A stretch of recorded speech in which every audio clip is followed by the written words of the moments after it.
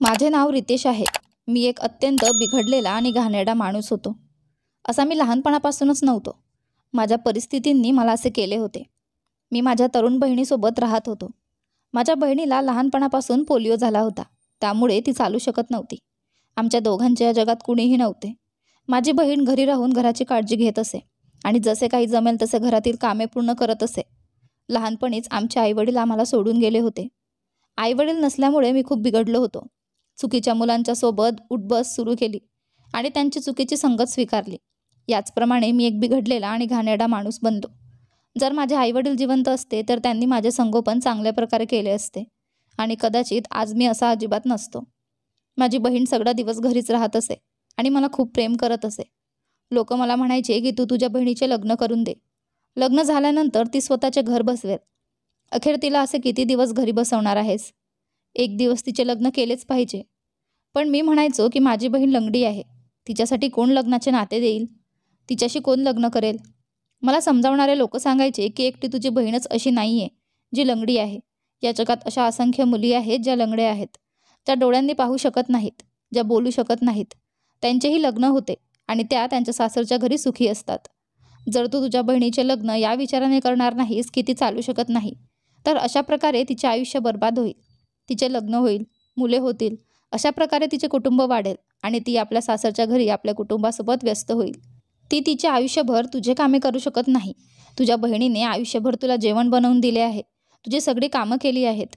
तिने कधीच तुझ्या कामात हस्तक्षेप केला नाही. तर तू काहीही केले तरी तिला त्याच्याशी काही घेणे देणे नव्हते. तुझी बहीण खूप चांगली आहे. तुझ्या बहिणीच्या आनंदासाठी तुला तिचे लग्न करावेच लागेल. हे माझ्या मनात आले होते. लोकांची गोष्ट खरी होती. अखेर या जगात न जाणे किती मुली आहेत ज्यांच्यात काहीतरी कमी आहे आणि त्या त्यांच्या सासरच्या घरी सुखी आहेत. हाच विचार करत मी माझ्या बहिणीसाठी नाते शोधले. माझी बहीण दिसायला खूप सुंदर होती. मी देखील खूप स्मार्ट होतो, कारण आमचे आईवडील देखील खूप सुंदर होते. आम्ही दोघे आमच्या आईवडिलांवर गेलो होतो. मी माझ्या बहिणीचे लग्न माझ्या मित्राच्या एका ओळखीच्या व्यक्तीसोबत केले. माझी बहीण विदा होऊन सासरच्या घरी गेली, तर मी घरात एकदम एकटाच राहिलो. आता मला आणखी बेफिकीरपणा आला होता, कारण माझी तरुण बहीण घरी असताना मी घराचे 1-2 फेरे मारायचो किंवा तिला घरात थोडंफार सामान आणून द्यायचो. आता मी घरी जाणे सोडले होते. मी जास्तीत जास्त वेळ माझ्या मित्रांसोबत घालवत होतो. याच प्रकारे माझ्या बहिणीच्या लग्नाला 2 महिने झाले होते, पण मी तिची कोणतीही चौकशी करण्याचा प्रयत्न केला नाही की ती तिच्या वैवाहिक जीवनात सुखी आहे की नाही. माझे जीवन असेच मौजमजेत चालू होते. मी एक एक बिघडलेले काम करत होतो. दारू प्यायचो, सिगारेट ओढायचो, जुगार खेळायचो आणि जे काही चुकीचे काम असायचे ते करायचो. आता तुम्ही विचार करत असाल की माझ्याकडे पैसे कुठून येत होते. मी या चुकीच्या जगात पाऊल ठेवण्याची सुरुवात एका अनोख्या कामाने केली होती. ते काम म्हणजे मी कोठ्यावर मुलींना घेऊन जाऊन विकायचो. आठवड्यात एक मुलगी विकायचो. त्यामुळे माझा आठवड्याचा खर्च सहज निघायचा.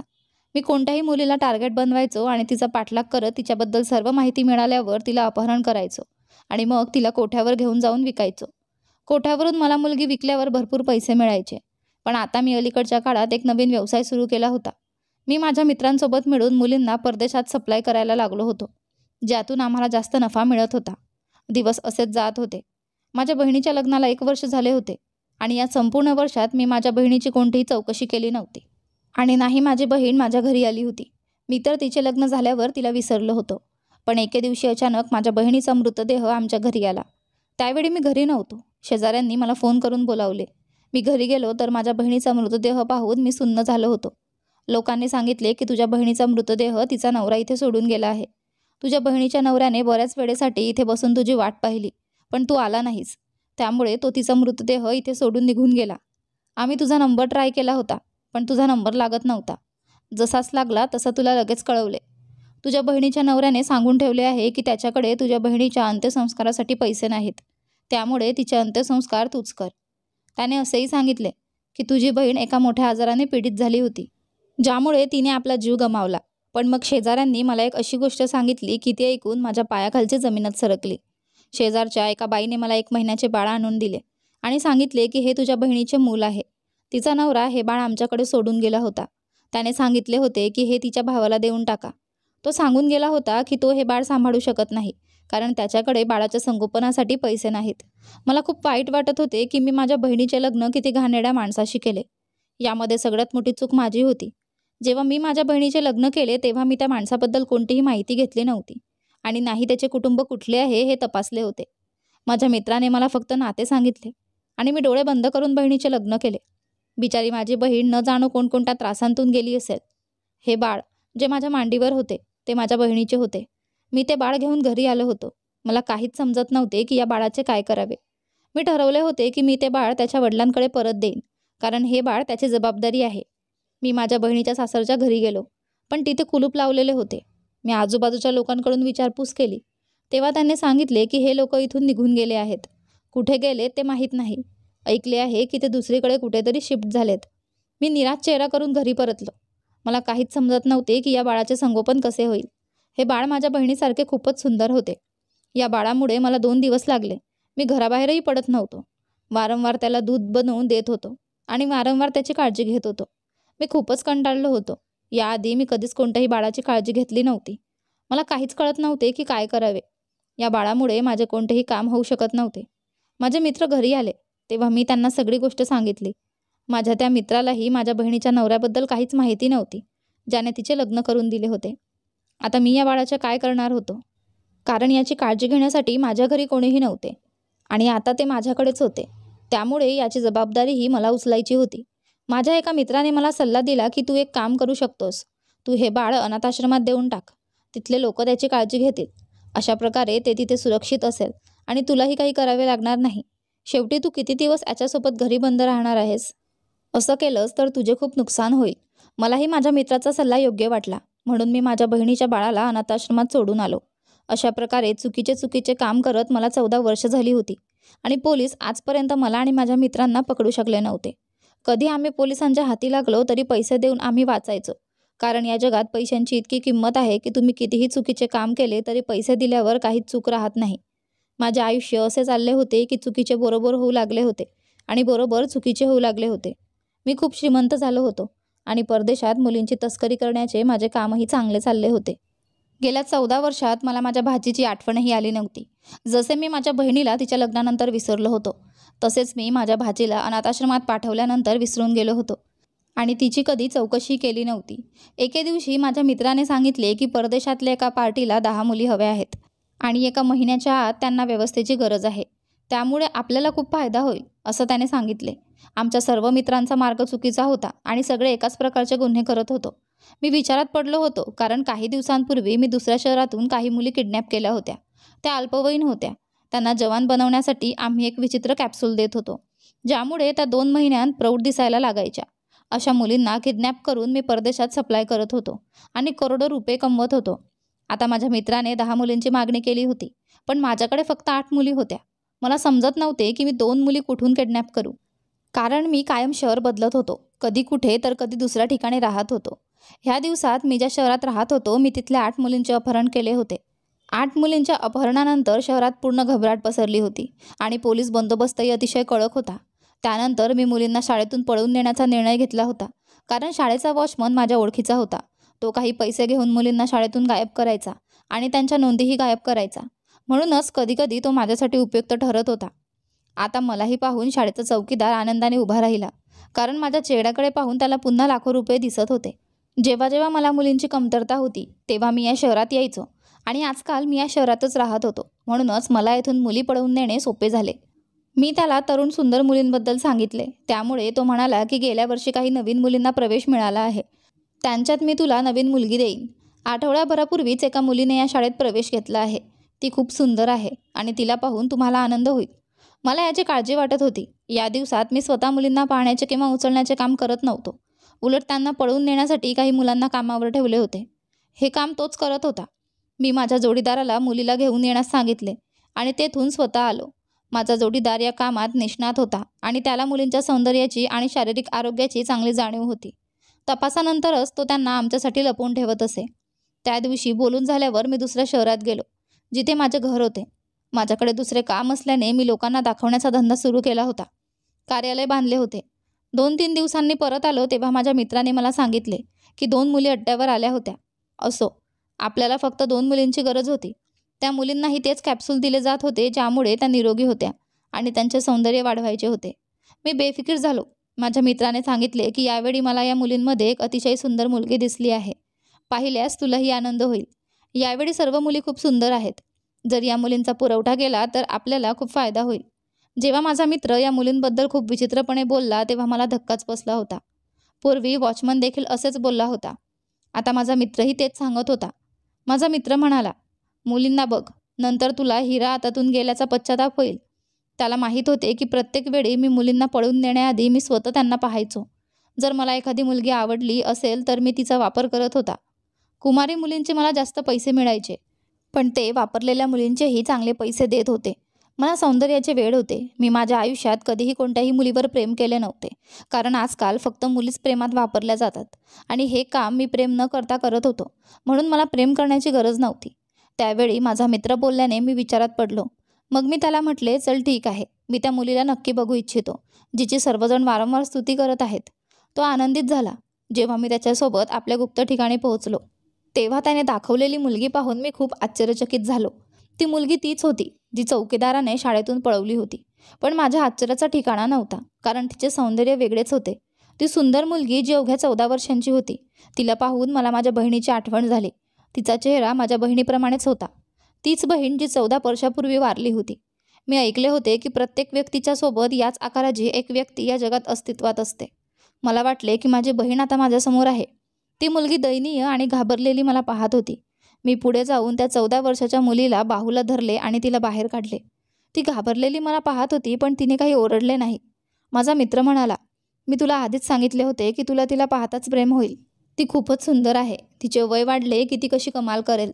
माझा मित्र मला गर्वाने पाहून बोलत होता, जणू तोच याचे श्रेय घेत होता. मी त्याला म्हणालो, पुन्हा त्या मुलीच्या दिशेने पाहू नकोस. मी या मुलीला घरी घेऊन जात आहे. ती आता माझ्यासोबत राहील आणि तिच्यावर माझ्याशिवाय कोणीही हात ठेवणार नाही. माझ्या शब्दांवर माझा मित्र आश्चर्याने माझ्याकडे पाहत होता. सुंदर मुलींवर हक्क दाखवण्याची मला गोडी लागली होती, पण मी कधीही अशी गोष्ट केली नव्हती. मी स्वतः वापर करून झाल्यावर ती मुलगी माझ्या मित्रांना देत होतो, पण त्यावेळी माझ्या गंभीर चेहऱ्यावरून पाहून माझा मित्र शांत झाला. मी त्या मुलीला घरी नेले. ती संपूर्ण वेळ शांत आणि घाबरलेली होती. ती मला आश्चर्याने पाहत होती. तिने ओरडून आवाज करण्याचा प्रयत्नही केला नाही. मोठ्या बंगल्यात मी एकटा राहत होतो. घरात कुणी असले तरी फक्त नोकर चाकर असत. माझे काही मित्र नेहमीच माझ्या घरी होते. मी ती मुलगी घरी आणल्यावर घरातील सर्व नोकरही आश्चर्यचकित झाले होते, कारण माझ्या घरातील नोकरांना माझ्या क्रियाकलापांची चांगली माहिती होती, पण कोणालाही माझ्या विरोधात काही बोलण्याची हिंमत नव्हती. मी घरातील नोकरांना सांगितले, माझ्या पाहुण्यासाठी चांगलं जेवण तयार करा. मी त्या मुलीला चमकत्या डोळ्यांनी पाहत होतो. मी घरातील सर्व नोकरांना सांगितले की ही मुलगी आता आपल्या घरीच माझ्यासोबत राहील. मी ठरवले होते की या मुलीला मोठी होईपर्यंत मी तिला माझ्यासोबतच ठेवणार.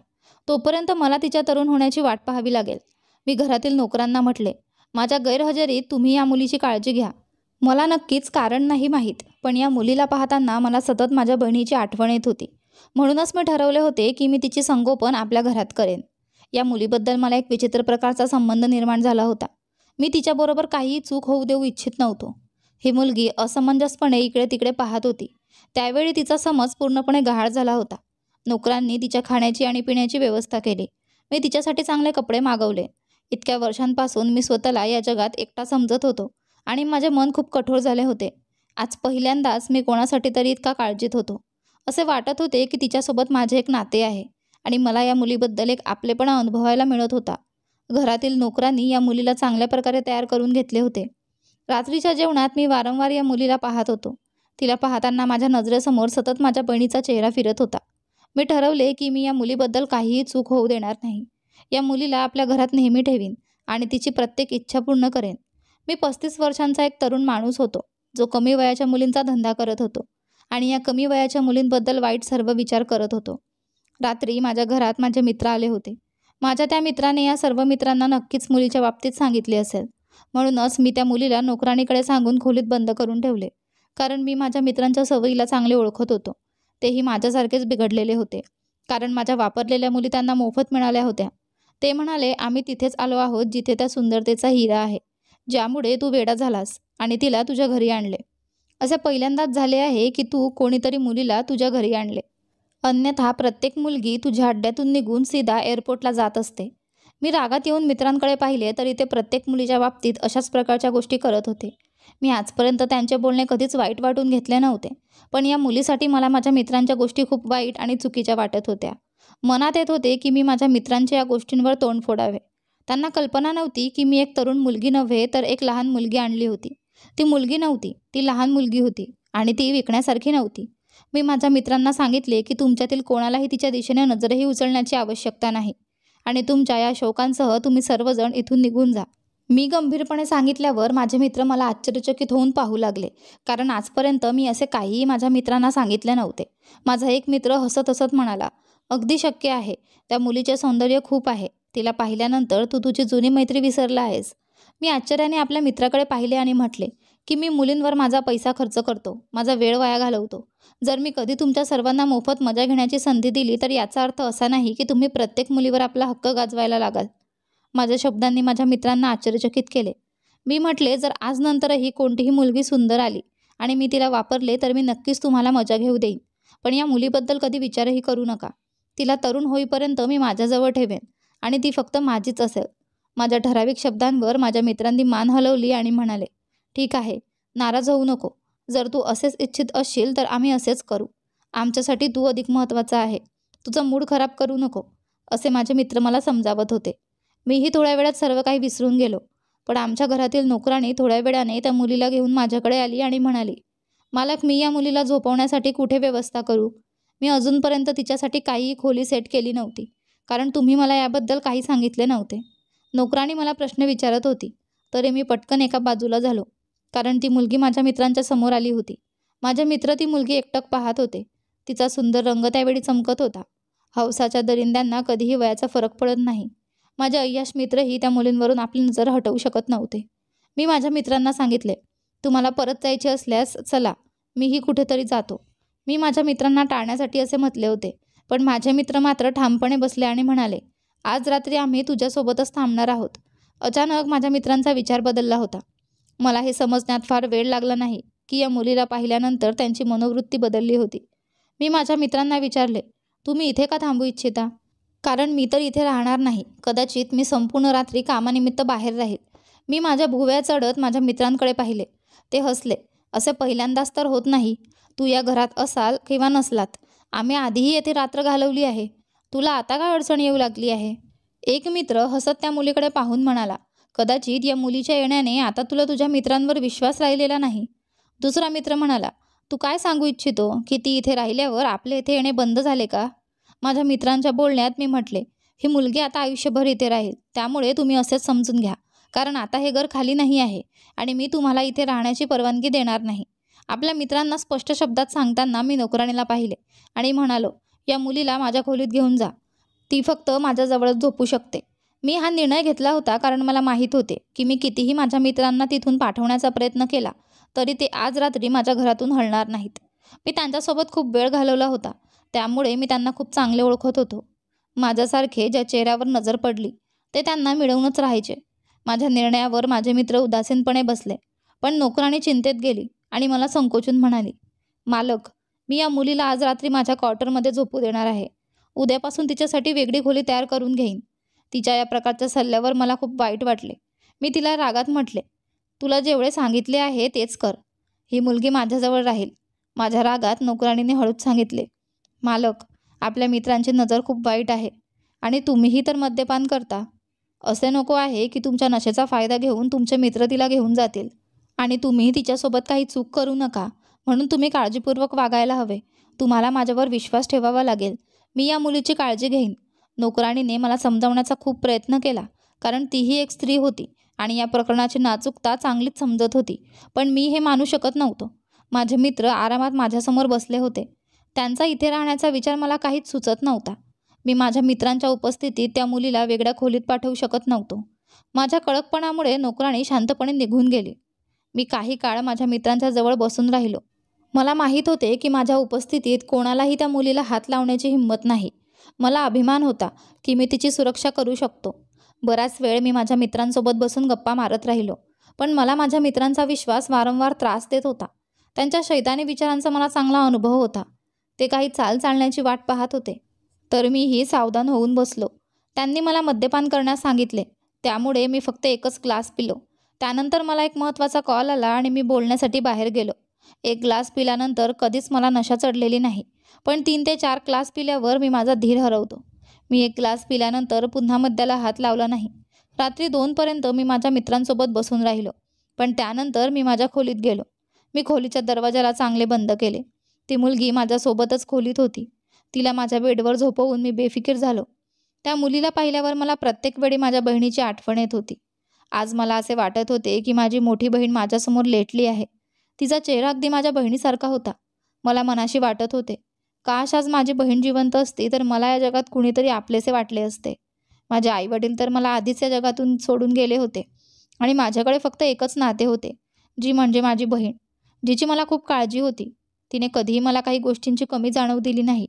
मी कितीही वाईट वागलो तरी ती कधीही माझ्या बाबतीत हस्तक्षेप करत नव्हती.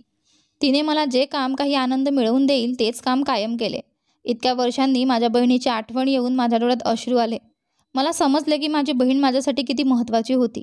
जर ती आज माझ्यासोबत असती तर मला हा एकटेपणा एवढा त्रास देत नसता. न जाणे का आज मला त्या एकटेपणाची भीती वाटत होती. मी हे सर्व काही विचार करत होतो आणि खोलीत इकडे तिकडे फिरत होतो. फिरत फिरत मला तहान लागली म्हणून मी पाणी पिले. पण अचानक मला काय झाले कोणास ठाऊक की मला सर्व काही फिरते झाले. मला काहीच समजत नव्हते. अचानक माझ्या डोळ्यांसमोर अंधार पडला.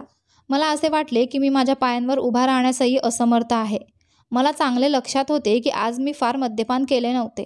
मग मला हे सर्व काही का होत होते? मला असे वाटले की मी बेशुद्ध होतो. पण मी स्वतःला जागृत करण्यासाठी खूप प्रयत्न केला.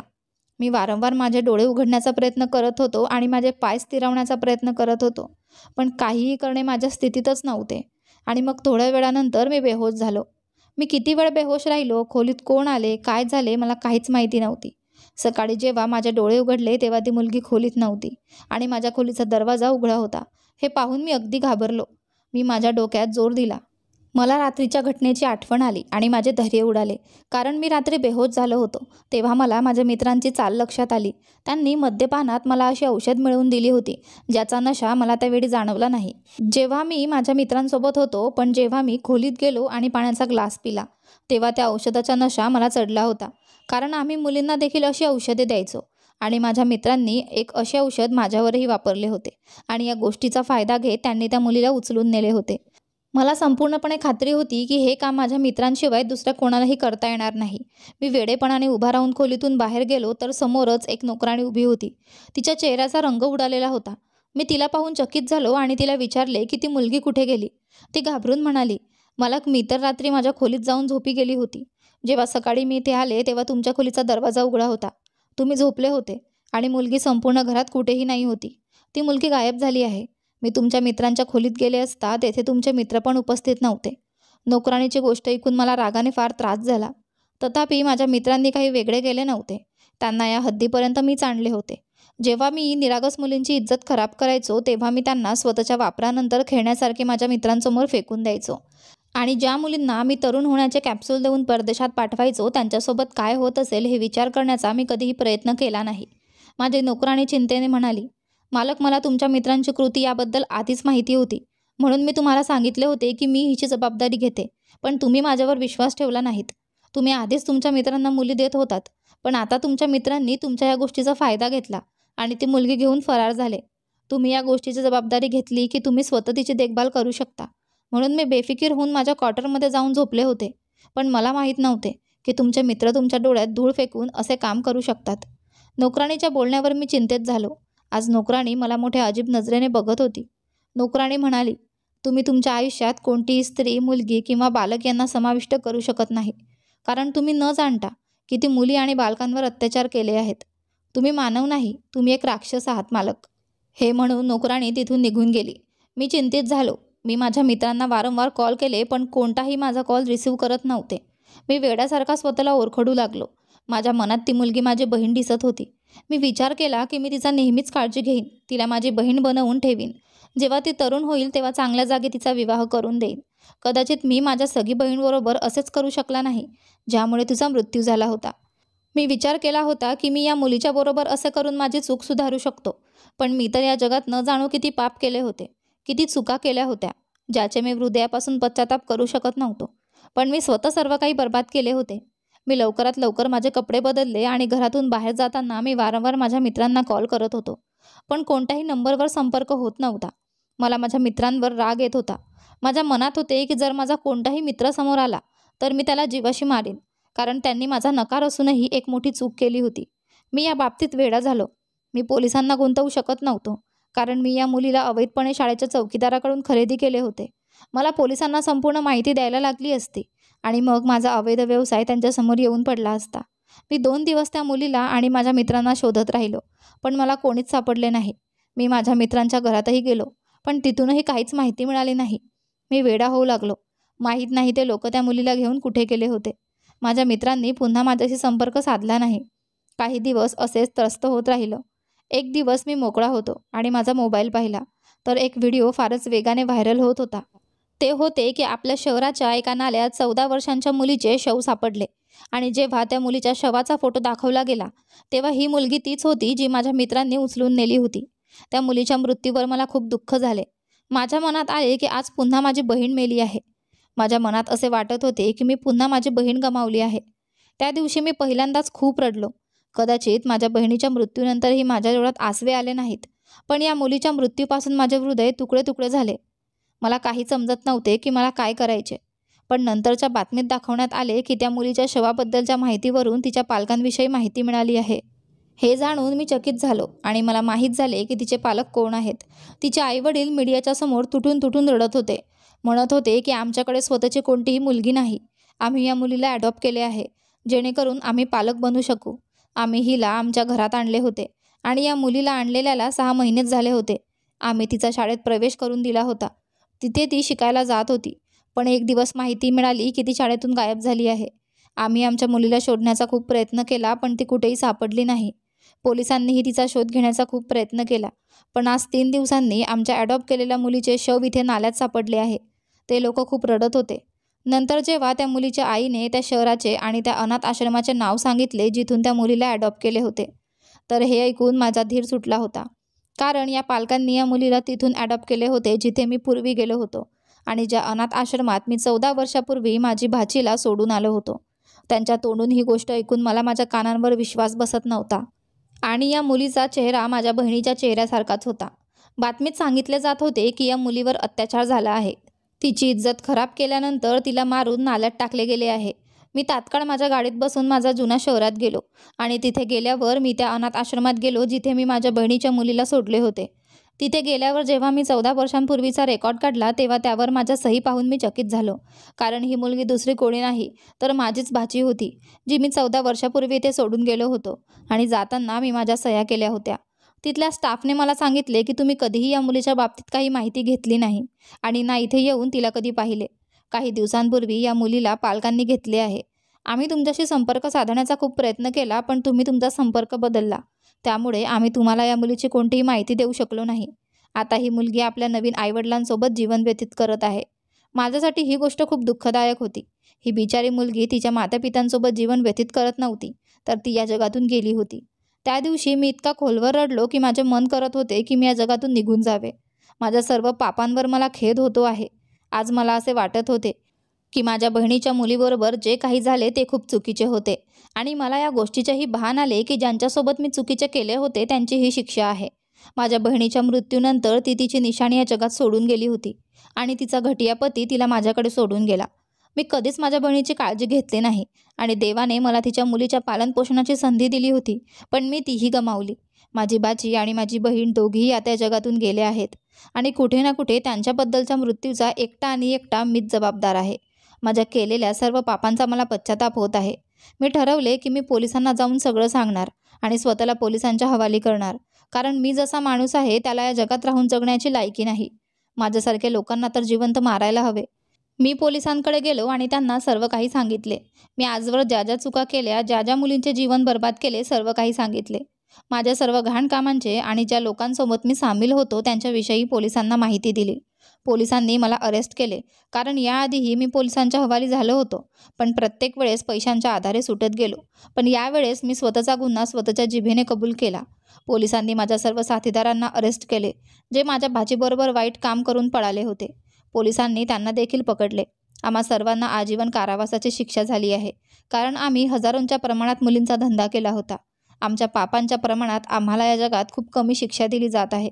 मी अजूनही जिवंत आहे, पण रोज मरण्यासाठी प्रार्थना करतो, कारण मला आता या जगात जगायला आवडत नाही.